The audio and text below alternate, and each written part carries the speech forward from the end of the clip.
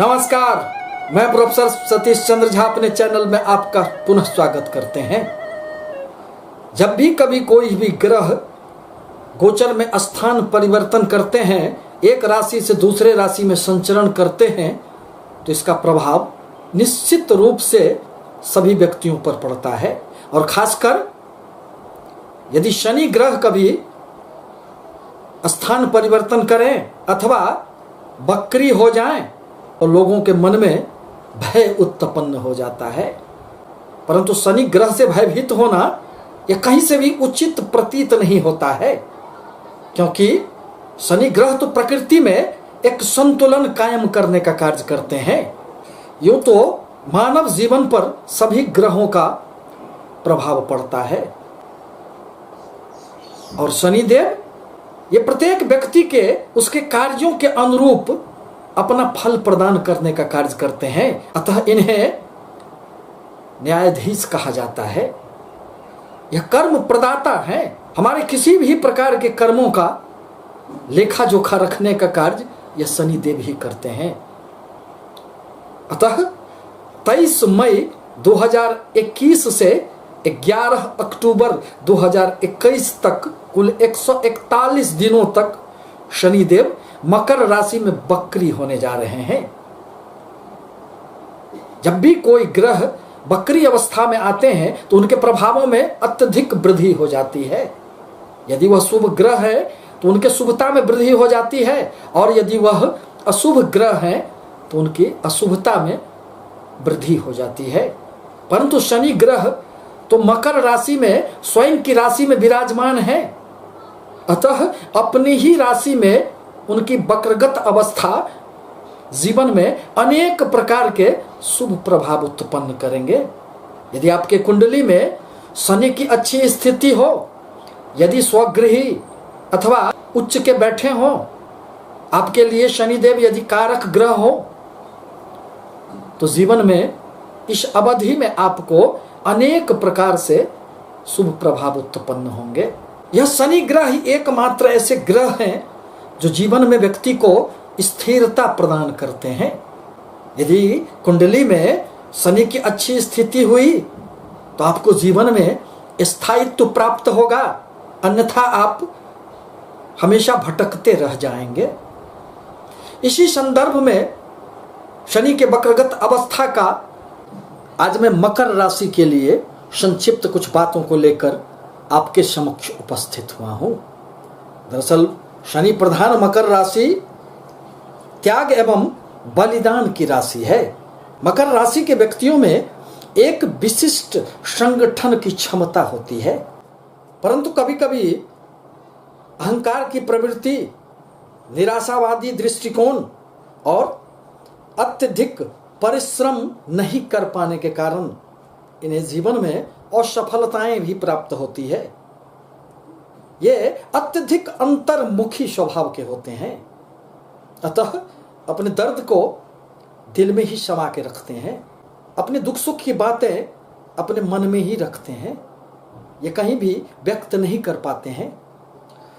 शनिदेव आपके लग्न अथवा राशि में ही विराजमान है। आपके लिए 7.5 का यह मध्य सफर है। अतः आपने अपने जीवन में अब तक अनेक प्रकार के उतार चढ़ाव का सामना करते हुए आगे बढ़ते रहे हैं। इस 7.5 के कारण जीवन में अनेक प्रकार की समस्याओं से आप गुजरते हुए आगे बढ़ते रहे हैं, परंतु फिर भी धैर्य की कमी,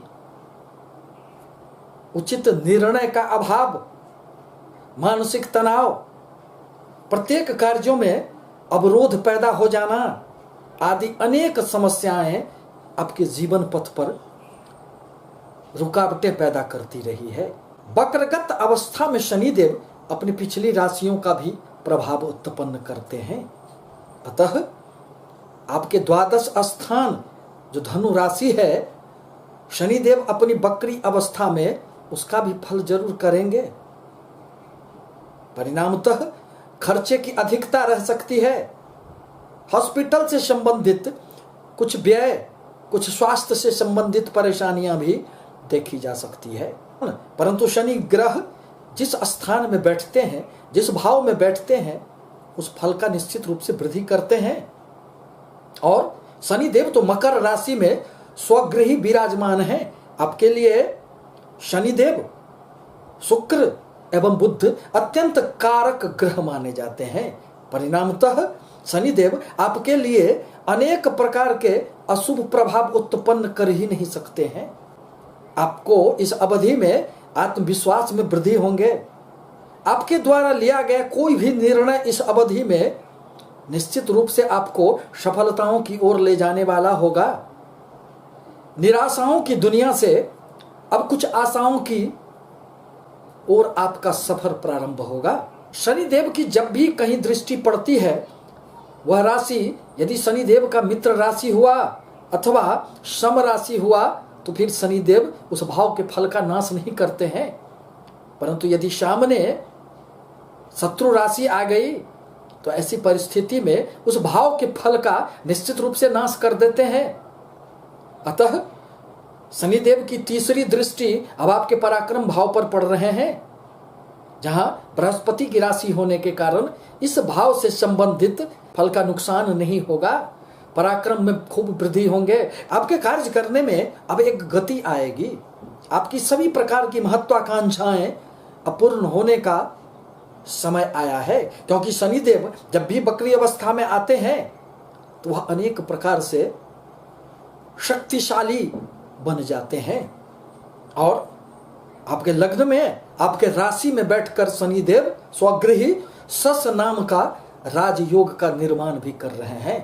अतः साढ़े साती के समस्याओं के उपरांत भी यदि आप राजनीति के क्षेत्र में जुड़े हैं, यदि सामाजिक कार्यों में जुड़े हैं, तो आपके लिए यह अवधि निश्चित रूप से कई मायनों में सफलतादायक होगा। इस अवधि में आपको अनेक प्रकार की छोटी छोटी यात्राएं होगी, जो यात्राएं आपको अनेक प्रकार से लाभ देने वाले होंगे। छोटे भाई बहनों के साथ संबंधों पर ध्यान रखना आपके लिए आवश्यक होगा। यदि आप दूर संचार के क्षेत्र से जुड़े हैं, यदि तकनीकी क्षेत्रों से जुड़े हैं, तो इस अवधि में आपको उसमें भी सफलताएं प्राप्त होगी। अब शनिदेव की 7वीं दृष्टि आपके 7वें स्थान पर पड़ रहे हैं, जहां चंद्रमा की राशि है। और चंद्रमा एवं शनि में शत्रुता होने के कारण अभी तक 7वें भाव के फल का नुकसान ही आपको उठाना पड़ा है। परिणामतः आपके पति पत्नी के मध्य यदि किसी भी प्रकार के सामंजस्य का अभाव था, यदि दोनों में प्रेम संबंधों में एक दूरियां पैदा हो गई थी, तो अब वह निकटता आ जाएगी और आपके मध्य पुनः प्रेम संबंध स्थापित होंगे। और किसी भी प्रकार की यदि समस्याएं थी तो वह दूर होंगे, क्योंकि एक तो शनि देव वक्री हो रहे हैं और आपके 5वें स्थान में बैठे हुए राहु देव की 9वीं दृष्टि शनि देव पर पड़ रहे थे, जिसके परिणाम स्वरूप शनि देव में और अधिक अशुभता का प्रवेश हो गया था। परंतु वक्री अवस्था में अब राहु देव की दृष्टि का प्रभाव नहीं होगा। इस अवधि में यदि आपके किसी भी प्रकार के व्यापार में कोई भी समस्याएं उत्पन्न हो गई थी, व्यापार चल नहीं पा रहे थे, अथवा उसमें किसी प्रकार का अवरोध उत्पन्न हो गया था, तो इस वक्री शनि के प्रभाव से अब आपको व्यापार में भी खूब उन्नति होंगे। एवं साझेदारी के व्यापार में यदि थोड़ी सी सामंजस्य बनाकर कार्य करें तो आपको उसमें भी सफलताएं होंगी। अब शनिदेव की 10वीं दृष्टि आपके कर्म क्षेत्र पर पड़ रहे हैं, जहां शुक्र की राशि है। शुक्र एवं शनि में मित्रता होने के कारण इस भाव से संबंधित आपके फलों में वृद्धि होंगे और कर्म क्षेत्र में आपको खूब उन्नति परिलक्षित होंगे। यदि किसी भी प्रकार के प्रमोशन आपके रुके हुए थे, पद प्रतिष्ठा मान सम्मान में किसी भी प्रकार की समस्याएं उत्पन्न हो गई थी, ऑफिस में कार्य करने में यदि मन अस्थिर रहता था, तो इन सभी समस्याओं का अब निदान हो जाएगा और शनिदेव आपके कर्म क्षेत्र में अनेक प्रकार के उन्नति देने का कार्य करेंगे।